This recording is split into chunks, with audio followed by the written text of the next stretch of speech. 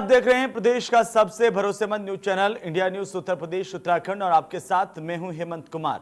UP में अधिकारियों के बीच कैसा तालमेल है, सीनियर अधिकारी अपने जूनियर अफसरों के साथ कैसा व्यवहार करते हैं, जूनियर सीनियर की कितनी बात मानते हैं और सीनियर अपने साथी अधिकारियों से किस अंदाज में बात कर रहे हैं। इंडिया न्यूज आज आपको कुछ ऐसे ही ऑडियो और लेटर दिखाने जा रहा है जिसमें कहीं डीएम साहब अपने साथी अधिकारियों से अभद्र भाषा में बात कर रहे हैं तो कहीं अफसर डीएम के व्यवहार के खिलाफ शासन से शिकायत कर रहे हैं। यूपी की प्रशासनिक व्यवस्था आखिरकार कैसी है, ये इन तीन तस्वीरों के जरिए आप समझ सकते हैं। आप पहली तस्वीर देखिए गौतम बुद्ध नगर की, जहां पर डीएम साहब कोरोना को काबू करने में फेल हुए तो सीएम ने फटकार लगाई और इसके बाद डीएम साहब छुट्टी पर चले गए। दूसरी तस्वीर अलीगढ़ की है, जहां पर डीएम साहब शासन से मांगी गई एक रिपोर्ट से इतना परेशान हुए कि तत्कालीन सीएमएस को ही खरी-खोटी सुनाने लगे। वो तस्वीर भी देखिए। डीएम साहब का ये ऑडियो सोशल मीडिया पर जमकर वायरल हुआ। वहीं तीसरी और आखिरी तस्वीर रायबरेली की, जहां पर डीएम साहब ने सीएमओ को भरी मीटिंग में भद्दी भद्दी गालियां दी जो हम मुंह से कह नहीं सकते, जिससे सीएमओ ने सीधे शासन से डीएम की शिकायत की। तीन तस्वीरें ये दिखाती हैं कि उत्तर प्रदेश में क्या अधिकारी बेलगाम हैं, अगर हां तो ये व्यवस्था सुधरेगी, कैसे सुधरेगी, कौन इसका जिम्मेदार है, जिसके कंधों पर इस व्यवस्था को सुधारने की जिम्मेदारी है, क्या उन कंधों को जिम्मेदारी का अभी तक एहसास नहीं है। ये तस्वीरें देखते आप इस बात को समझने की कोशिश कीजिए। पहली तस्वीर लापरवाह डीएम साहब, दूसरी तस्वीर डीएम साहब की बेलगाम जुबान और तीसरी तस्वीर डीएम से परेशान अधिकारी।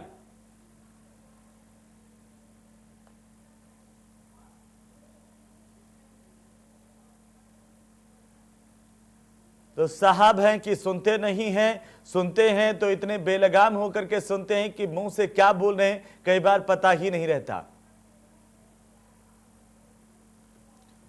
उधर रायबरेली के जिलाधिकारी की नजर में मुख्य चिकित्सा अधिकारी गधा होता है, ये हम नहीं कह रहे हैं बल्कि खुद मुख्य चिकित्सा अधिकारी ने अपने पत्र में लिखा है। रायबरेली में सीएमओ और डीएम के बीच तनातनी हो गई। सीएमओ ने डीजी हेल्थ को पत्र लिखकर मान सम्मान की रक्षा की गुहार लगाई। दरअसल कोविड-19 जैसी महामारी को लेकर शुक्रवार की शाम को रायबरेली के जिलाधिकारी वैभव श्रीवास्तव नोडल अधिकारियों की बैठक ले रहे थे। उस बैठक में एक अधिकारी के शामिल न होने पर जब डीएम ने मुख्य चिकित्सा अधिकारी संजय कुमार शर्मा से जानकारी मांगी तो उन्होंने बताया कि उक्त अधिकारी की पत्नी की तबीयत खराब है, इसलिए वो अनुपस्थित है। बस फिर क्या था, डीएम साहब इतनी सी बात पर आग बबूला हो गए और सीएमओ साहब को गाली देने लगे। डीएम ने सीएमओ को गधा तो बनाया ही, साथ ही जमीन में भी गाड़ देने की धमकी दे दी। लिहाजा सीएमओ ने अपने उच्चाधिकारियों से इस बाबत शिकायत कर सम्मान की गुहार लगाई। ये पत्र देखिए जो ये बताता है कि उत्तर प्रदेश में अधिकारी बेलगाम ही नहीं बेजुबान भी हैं। उनके मुंह से कब क्या निकल जाए कोई भरोसा नहीं है।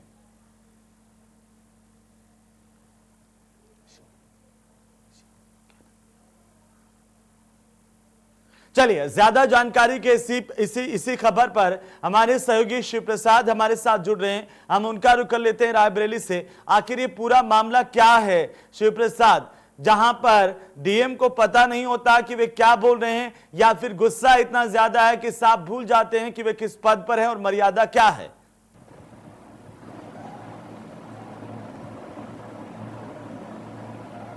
हेमंत, हम बता दें कि जिस प्रकार से ये पत्र लिखा है सीएमओ ने अपने उच्च अधिकारियों को, उस पत्र के मुताबिक जो भी बातें लिखी हैं वो काफी गंभीर हैं। जिलाधिकारी को ऐसी बातें अगर कहा है तो नहीं कहना चाहिए, लेकिन जिस प्रकार से बीते 2 दिनों से रायबरेली में कोविड मरीजों की संख्या बढ़ रही है और उनके परिजन और मरीजों से जिस प्रकार की बातें निकल कर आ रही हैं, लोग जिलाधिकारी पर ही प्रशासन पर दबाव बनाते हैं। मीटिंग हुई, मीटिंग में डीएम जिलाधिकारी ने इन बातों को जरूर पूछा होगा। ये बंद कमरे के अंदर बैठक हुई और 2 दिन पहले 4 तारीख की शाम को बैठक हुई। इसके पहले भी रायबरेली के सीएमओ जो हैं और मरीजों जो कोविड मरीज हैं उनको लेकर के काफी जो है विवादित रहे हैं। लेकिन उसी बीच डीएम ने इनसे पूछा होगा, जैसा इन्होंने लिखा है पत्र में।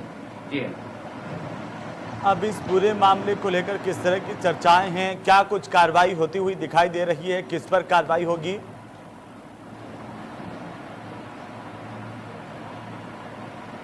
हेमंत, हम बता दें कि इन्होंने जो अपने एक इनका जो स्वास्थ्य संगठन है उसको पत्र लिखा था, और इन्होंने अपने जो प्रादेशिक जो अधिकारी हैं उनको लिखा था। लेकिन कल शाम को एक सुबह मीटिंग हुई, 5 तारीख को सुबह, सब लोग उसमें उपस्थित थे, डीएम थे और जितने अधिकारी सीएमओ भी थे, सारे लोग थे, और एक जांच कमेटी ने जांच किया। जांच में पाया कि ये इस तरह की भाषा का प्रयोग जिलाधिकारी ने नहीं किया, जो कि वो गाली की श्रेणी में नहीं आता। मिलाकर जांच रिपोर्ट में जो आरोप सीएमओ ने लगाए थे सारे निराधार बताए गए, और उसके मुताबिक दोनों तरफ से अभी जो है मामला सुलझता दिख रहा है। तो अब ये मान लिया जाए कि ये पूरा प्रकरण सुलझ गया है, इस पर किसी तरह का आपस में कोई किंतु परंतु नहीं है। लेकिन ये पत्र हम अपने दर्शकों को दिखा रहे हैं, वो तो ये बताता है कि रायबरेली के सीएमओ गधे हैं, और ये खुद जिला कलेक्टर साहब कह रहे हैं।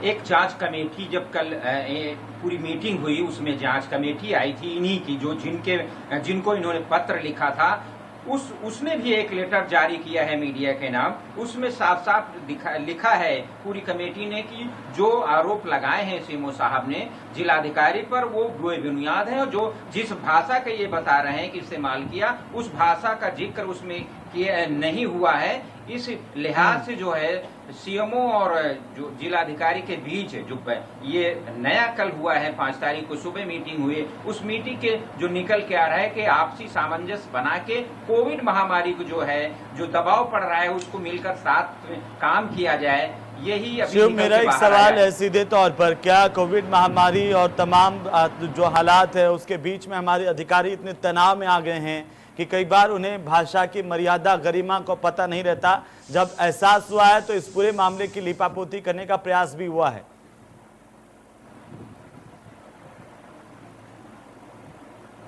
कि कुल मिलाकर कहा जाए कि ये बीमारी कि जो अच्छे इंसान हैं, जो ठीक है, डॉक्टर हो, राजनीतिक व्यक्ति हो, हम आप हो, कितने लोग कब कैसे हो जाते हैं, और जो बीमार इसकी चपेट में आता है तो जो संतुलन खो जाना और बैठ के कमरों में पूछना, बार बार लापरवाही अगर बरती जाती है, तो मुझे जो निकल के लगा है कि एक गार्जियन ही जिलाधिकारी होते हैं, पूछा होगा जरूर, इस तरह की बातें निकल कर आई होंगी कि थोड़े शब्दों में हेर फेर हो सकता है, लेकिन कैसे संभाला जाए और कैसे जो इस तरह की जो बातें हो सकती हैं कि जो एक तरह की चिड़चिड़ाहट और ऊपर मरीजों का दबाव और इतनी महामारी, तो उसको लेकर के ये सब बातें हुई होंगी, ये माना जा सकता है। लेकिन मिल बैठ के इन लोगों ने अभी जो एक निकल के बाहर आया है कि सब मामला जो है सुलझता दिख रहा है। अब जो सीएमओ के जिस तरह से आप जिक्र कर रहे हैं, उस पत्र पर उनके ही विभाग की टीम पहुंची थी, और उनकी विभाग ने ही अब जिलाधिकारी को क्लीन चिट दे दी है, जिला कलेक्टर को क्लीन चिट दे दी है कि उन्होंने ऐसा कुछ नहीं बोला था।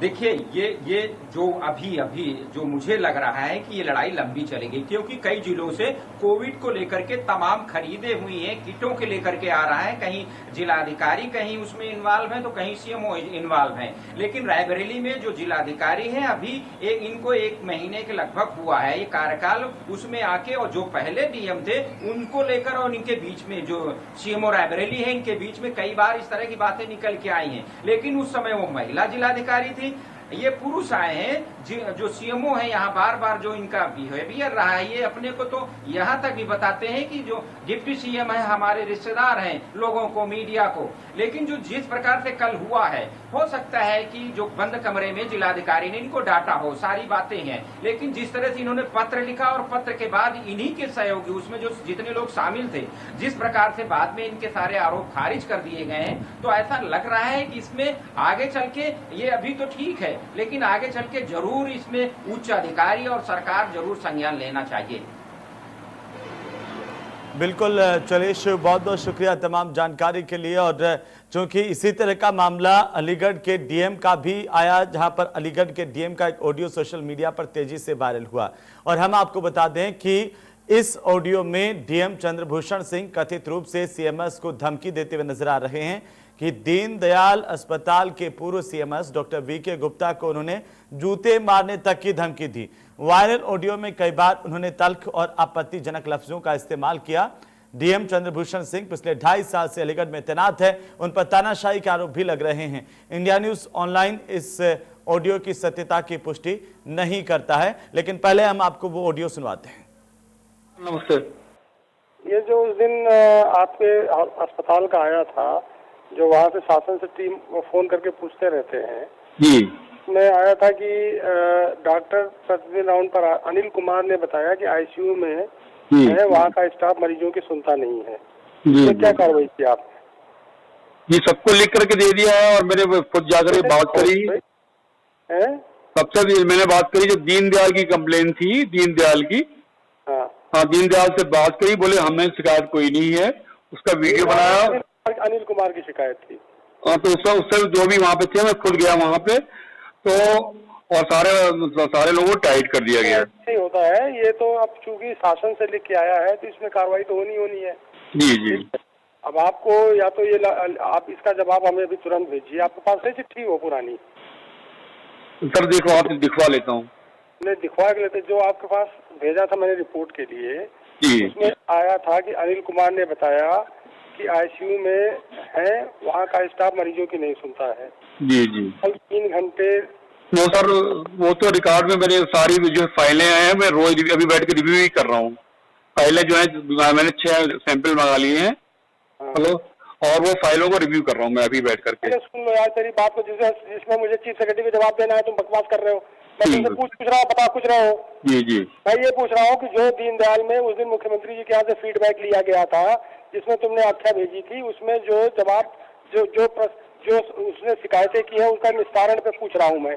अभी तो ना बता के फालतू वाली बातें बता रहे हो। अभी निकलवा के देखता हूँ मैं। क्या नहीं, पहले सुन लो यार। जी जी बताइए। मैं क्या बोल रहा हूँ पहले सुनो। जी जी बताइए। अनिल कुमार ने ये कहा कि वहाँ का स्टाफ मरीजों की सुनता नहीं है। जी। 2 घंटे तक पानी मांगता रहा, तो क्या अब इसमें लिखा पहले का स्टाफ अच्छा था क्या? अब इसमें क्या है, पहले कौन स्टाफ था जो अनिल कुमार से पूछा आपने? अनिल कुमार है अभी आईसीयू में? अभी होंगे सर। हाँ होंगे सर, होंगे यार। क्या चीज होना चाहिए? होना चाहिए तो उससे पूछो कि कौन स्टाफ था, उसको नहीं सुना, उसको आपने हटा दिया। स्पेसिफिक आख्या चाहिए मुझे अभी। जी, वैसे तो सर मैंने उसमें हर एक वार्ड में। तुम तो यार बात तो सुनोगे नहीं। जवाब तो थोड़े देना पड़ता है यार, जवाब तो मुझे देना पड़ रहा है वहाँ पे। जी बताइए। अब तुम बकवास कर रहे हो, अभी उठा के आऊंगा 50 जूता मार के तुम्हें भगा दूंगा। अभी दिमाग खराब कर रहे हो मेरा तुम। बताइए। स्पेसिफिक बात कर रहा हूँ तो स्पेसिफिक बात जवाब दो ना। हाँ बताइए। जब लिखित परत में गया है, आपके पास गया है कि नहीं गया प्रिंट? जी जी। चूतिया तुमको किसने बना दिया प्रभारी सीएमएस? कोई और दूसरा आदमी नहीं है जो बंद करके देख ले काम? बेवकूफ आदमी। सवाल मैं क्या कर रहा हूँ, बकवास। जब मुख्यमंत्री जी के यहाँ से शिकायत आई है, उस शिकायत का स्पेसिफिक निस्तारण होना है ना। हेलो सर, नमस्ते। तो इसी पर ज्यादा बातचीत करने के लिए हमारे साथ वरिष्ठ पत्रकार मनोज मिश्रा जुड़ रहे हैं। इसके साथ साथ अलीगढ़ से हमारे संवाददाता भी हमारे साथ महेश जादौन भी जुड़ चुके हैं। तो स्वागत है मनोज जी आपका इंडिया न्यूज पर। और चूंकि हमने सुनवाया, वो ऑडियो भी सुनवाया कि किस तरह से सीएमएस और जिलाधिकारी के बीच में बातचीत हो रही है, और उससे पहले रायबरेली का भी जिक्र आया। तो क्या ये इस तरह की भाषा का इस्तेमाल जिला कलेक्टर्स क्यों कर रहे हैं? 2 चीजें इसके तहत हम देख पा रहे हैं कि हमारे अधिकारी या तो बहुत ज्यादा दबाव में हैं या कोई घमंड में है कि उनके ऊपर किसी का हाथ है। नहीं, एक्चुअल में हेमंत जी, बदली हुई परिस्थिति में दोनों बातों का जिक्र होना बहुत जरूरी है। जिले स्तर पर क्योंकि सबसे बड़ा अधिकारी डिस्ट्रिक्ट मजिस्ट्रेट होता है, कई भी समितियों का जो अध्यक्ष होता है, वही सीएमओ या सीएमएस जिले की स्वास्थ्य व्यवस्था के सबसे उच्च अधिकारी होते हैं। लेकिन कोविड-19 या कोविड महामारी में बदली हुई परिस्थिति में जिस तरीके से केसेज लोगों को हैंडल नहीं हो रहे हैं, और उसकी जवाबदेही कहीं न कहीं लखनऊ से लगातार डिस्ट्रिक्ट मजिस्ट्रेट के ऊपर बनी रहती है। लेकिन लैक ऑफ कम्युनिकेशन, आप एक बात देखिए, अगर रूटीन में आप काम करते हैं, रूटीन में आप एक दूसरे के संपर्क में रहते हैं और 1 to 1 आपको एंड ऑफ द डे जानकारी रहती है, तो मुझे लगता है ये प्रॉब्लम नहीं आती। प्रॉब्लम तब आती है जब एकाएक ऊपर से दबाव बनता है और वो दबाव नीचे तक डायल्यूट होता है। लेकिन डिस्ट्रिक्ट मजिस्ट्रेट एक बड़ा पद होता है और उस पद से अपने नीचे सबॉर्डिनेट इस तरीके के शब्दों का अगर आप इस्तेमाल करेंगे तो वो चीजें नीचे तक जाती हैं। हेमंत जी, आप सोचिए, अगर डिस्ट्रिक्ट मजिस्ट्रेट किसी सीएमएस से इस तरीके की बात करा तो बट आप जो सीएमएस अपने नीचे डॉक्टर से या कंपाउंडर से या बाकी लोगों से इस तरीके से बात करेगा। स्थितियां दरअसल लगातार गड़बड़ हो रही है। उसके पीछे कारण ये है कि जिला अस्पतालों पर जैसे ही कोविड के पेशेंट बढ़ रहे हैं और कोविड के पेशेंट के साथ साथ लोगों की जान भी जा रही है तो उनके परिवार का दबाव तुरंत में इस अधिकारी को देखना होता है और उसकी जवाबदेही ऊपर से कहीं ना कहीं डिस्ट्रिक्ट मजिस्ट्रेट पे है। रायबरेली की घटना है, अलीगढ़ की घटना है, बीच में अभी इसकी बात दस्ती नहीं हुई थी, अभी आप जिक्र गाजियाबाद से कर ही रहे थे। तो लैक ऑफ कम्युनिकेशन और बड़े पदों पे बैठे लोगों का कम भाव देखिए, चाहे वो सीनियर हो चाहे डिस्ट्रिक्ट मजिस्ट्रेट हो, उनको कहीं ना कहीं ये रहता है कि मेरे उच्च अधिकारियों से या बैठे नेताओं से मेरे संबंध है, पर ओवरऑल ये चीजें ठीक नहीं है। सरकार इस चीज को संज्ञान में लाना पड़ेगा और इसका असर सीधे जनता पर पड़ता है। बिल्कुल मनोज जी, ये तो माने कि कहीं ना कहीं जो मौजूदा परिस्थितियां उसमें अधिकारियों पर तनाव है, लेकिन तनाव के भीतर भी अगर एक जिला कलेक्टर लेवल का अधिकारी अपनी भाषा की गरिमा को, मर्यादा को भूल जाए तो अब सोचना होगा कि परिस्थितियां काफी गंभीर है। महेश जादौन के पास चलते हैं, एक बार उनसे समझने की कोशिश करते हैं कि जो अलीगढ़ का मामला है उसको लेकर के क्या जानकारी है महेश इस वक्त, और क्यों इस तरह की परिस्थितियां जो है पैदा होती हैं कि एक जिलाधिकारी की भाषा की गरिमा इतनी गिरती हुई दिखाई देती है। महेश जी देखिए, इसमें पूरा जो मामला निकल करके आया वो लगातार अलीगढ़ में जो कोविड-19 के पेशेंट हैं उनकी संख्या लगातार बढ़ रही है।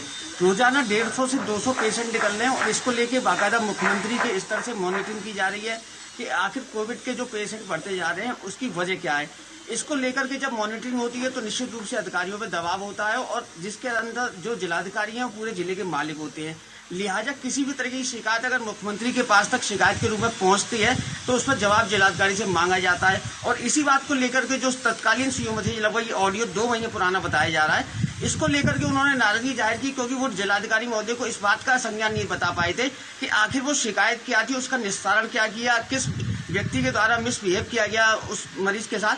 तो लिहाजा इसको लेकर के ये नोकझोंक वाला जो ऑडियो है ये सामने आया था। लेकिन अब जिलाधिकारी के स्तर के द्वारा जो मुख्यमंत्री के द्वारा मॉनिटरिंग की जा रही है, लगातार कोविड के मरीज बढ़ते जा रहे हैं, तो इसको लेकर निश्चित रूप से एक दबाव जो है वो अधिकारियों में बना हुआ है। तो उनका मानना है कि कम से कम पेशेंट की जाए, नहीं तो हालात इतने बेकाबू हो जाएंगे कि अस्पतालों में जगह नहीं रहेगी मरीजों के लिए। जी बिल्कुल। और मनोज जी, आप सुन रहे हैं कि किस तरह से जो विपरीत परिस्थितियां कोरोना को लेकर के और जिन बातों का आप जिक्र कर रहे थे उनको शामिल करते हुए जरा मैं आपसे और विस्तार में जानना चाहता हूं कि ये हमने पुलिस महकमे के भीतर तो गाली गलौज सुना था, लेकिन जिला कलेक्टर के मुंह से इस तरह की गालियां, इतनी अभद्र भाषा में गालियां जो आप और मैं टीवी पर कह नहीं पाएंगे, उस तरह की गालियां, जूते मारने की बातें। भाई अगर कहीं कोई दिक्कत होती है, कोई परेशानी है, रिपोर्ट नहीं आ रही है तो उसकी एक सिस्टम है, उसका एक सिस्टम है कि आप कागजी कार्रवाई कर सकते हैं, उनके खिलाफ जो है कई तरह के नोटिस हैं, उनको संज्ञान में ला सकते हैं। लेकिन सीधे तौर पर किसी को कह देना कि सीएमओ जो है वो गधा है, किसी को कह देना कि सीएमएस 2 जूते मारूंगा तो ये है वो है, इसे आप किस तरीके से देख रहे हैं? हेमंत जी, दरअसल आप इसको जरा समझने की कोशिश करिए। अगर ये कहा जाए कि दबाव की स्थिति में अधिकारियों को व्यवहार हो रहा है, आप उच्च पदों पर बैठे हुए ऐसे दबाव झेलने के आपको आदि होना चाहिए। अभी एकाएक स्थितियां कोई नई नहीं हुई है। हम लोग विगत मार्च महीने से, और मैं बात कर लूँ लखनऊ में कि जो 3/11 का रोज आना मुख्यमंत्री के साथ बैठ करके इस बात की चर्चा होती है कि प्रदेश में कोविड-19 के जितने भी केसेस नए निकल के आ रहे हैं उससे उन मरीजों के परिवार को या मरीजों के चिंतकों के लिए या अस्पताल की व्यवस्था के लिए या स्थानीय प्रशासन पर डिस्ट्रिक्ट मजिस्ट्रेट का क्या अहम रोल होता है। देखिए ये पार्ट आप इसका बाहर में जाकर अगर आप इस तरीके के शब्दों को इस्तेमाल करते हैं तो कहीं ना कहीं आपके ऊपर बड़ी कार्रवाई होनी चाहिए। आप अपने पद के प्रति उतने जिम्मेदार नहीं है, क्योंकि सामान्य परिस्थिति में, और हेमंत की बात बताएंगे आपको, जैसे अभी आपने कहा कि पोलिटिकल लैंग्वेज में ये सब बातें सुनने की मिलती है। हेमंत जी, आपके चैनल के माध्यम से ये बातें बाहर आ रही है। अदरवाइज 50% से ज्यादा डिस्ट्रिक्ट मजिस्ट्रेट अपने सबॉर्डिनेट के साथ भी बड़ा बुरा व्यवहार करते हैं, और क्योंकि नौकरी जवाबदेह उन्हीं की है, चाहे सीएमएस हो, सीएमओ हो या जिले में अन्य पदों पर कार्य करने वाले जो भी अधिकारी हैं, डिस्ट्रिक्ट मजिस्ट्रेट कहीं न कहीं उनका इंचार्ज होता है, सर्वे होता है और उसी के थ्रू उनकी रिपोर्ट चल के शासन प्रशासन को जाती है। तो बहुत बार इस तरीके की रिपोर्टें सामने नहीं आती हैं, लेकिन डिस्ट्रिक्ट मजिस्ट्रेट साहब को ये सुझाव है कि अपने पदाधिकारियों से इस तरीके का मिसबिहेव नहीं करें, वरना उनके ऊपर बैठे पदों के तहत कमिश्नर रहे या सचिव शासन करता रहे, इस तरीके का अगर बातें शुरू होंगी तो सिस्टम कोलैप्स करता है और सिस्टम कोलैप्स करता है तो इसका सीधा जनता और सरकार दोनों क्या कर सकता है। ये बातें उचित नहीं है, जवाबदेही दोनों की बनती है, चाहे सीनियर की हो चाहे डिस्ट्रिक्ट मजिस्ट्रेट की। ये आप बिल्कुल आपने ठीक कहा मनोज जी, लेकिन एक और इसी से जुड़ा हुआ सवाल, जैसे हम तनाव का जिक्र करें कि तनाव दबाव इतना ज्यादा हो जाता है कि अधिकारी कई बार इतने प्रेशर में पता ही नहीं रहता कि वो क्या बोल रहे हैं, गुस्से में बोल भी जाते हैं। तो क्या इस आधार पर अगर हम चीफ सेक्रेटरी को देखें, उनके पास तो सबसे ज्यादा दबाव होगा, मुख्यमंत्री भी वहीं बैठते हैं, बार बार उन्हीं को सारी चीजें बोलते हैं, कहते होंगे, तो वो तो पूरे दिन फिर गालियों में ही बात करें सबसे।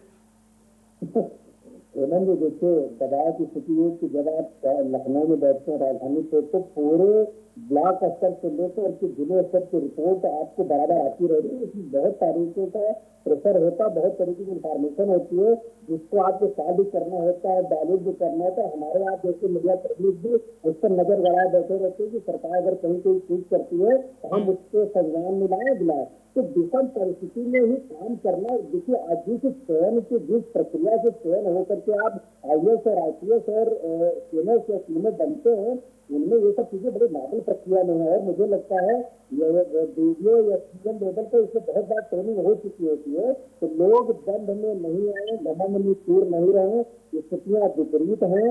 अपने अधिकारियों के साथ मुझे लगता है संवेदनशील व्यवहार करें ताकि उसका लाभ जनता को मिलेगा। इस बात इनकार नहीं किया जा सकता है, कभी स्थितियां सामान्य नहीं है। कोविड की वजह से जनता, शासन, प्रशासन, सरकार सबके ऊपर दबाव। बिल्कुल, और महेश लगातार अलीगढ़ से हमारे साथ जुड़े हुए हैं। महेश, अब इस पूरे मामले को लेकर के क्या आप जो जिक्र कर रहे हैं कि 2 महीने पुराना ये पूरा मामला हो गया है, क्या DM साहब को अभी भी इस बात पर कहीं न कहीं ये महसूस हो रहा है कि गलत किया, उन्होंने कुछ गलत बोला?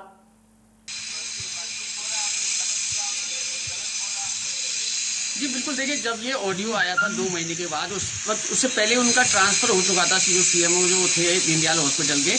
उसके बाद जब ये मामला सुर्खियों में आया तो उसको लेकर के जब जिलाधिकारी महोदय से इस बारे में जानकारी करने की कोशिश की तो उन्होंने इस पर कुछ भी बोलने से मना कर दिया इसमें। लेकिन जो अब तक जो अपडेट लगातार निकल करके आ रही है उसमें सबसे बड़ी वजह ये मानी जा रही है कि जो लगातार संक्रमण का दायरा बढ़ता जा रहा है, इसको लेकर के जो जिलाधिकारी स्तर से मॉनिटरिंग लगातार करने के मुख्यमंत्री के जो निर्देश आए हैं, उनके तहत अब इस तरह के स्वास्थ्य विभाग की तरफ से और नगर निगम की तरफ से भी लापरवाही बरती जा रही है। तो लिहाजा अब जिलाधिकारी महोदय ने इस तरह की तो कोई अमर्यादित टिप्पणी नहीं की है, लेकिन उन्होंने इसमें सख्ती दिखाना शुरू कर दिया। उन्होंने बाकायदा अधिकारियों को निर्देश दिए कि इसमें जो सबसे बड़ी दिक्कत आ रही है वो सैनिटाइजेशन नहीं हो रहा है प्रॉपर्ली तरीके से और मरीजों की देखभाल प्रॉपर्ली तरीके से नहीं हो पा रही है। तो लिहाजा इसको लेकर के दबाव है जो मुख्यमंत्री स्तर की तरफ से रोज दबाव आ रहा है और एक समीक्षा हो रही है। तो लिहाजा इसको लेकर के माना जा रहा है कि अधिकारियों पर एक दबाव है कि लगातार जिस तरह ये कोरोना वायरस के मरीज बढ़ते जा रहे हैं, तो हालात अगर जिस तरह बढ़ते रहे तो लगभग 5000 मरीज अलीगढ़ में हो चुके हैं। तो इसको लेकर के दिक्कत ये आएगी, इतने अस्पताल नहीं है जहां इन मरीजों को रखा जा सके। जी बिल्कुल महेश, और चलिए बहुत बहुत शुक्रिया हमारे साथ जुड़ने के लिए, तमाम जानकारी के लिए। मनोज जी आपका भी शुक्रिया। कुल मिलाकर के जो महेश कह रहे हैं कि एक दबाव है, लेकिन दबाव के तहत अगर जिलाधिकारी, जिसे जिलाधीश कहते हैं, वही अपनी भाषाई मर्यादा को भूल जाएंगे तो आप समझिए कि हमारा सिस्टम कहां जा रहा है और इस पर फिर से पुनर्विचार करने की जरूरत होगी। नमस्कार।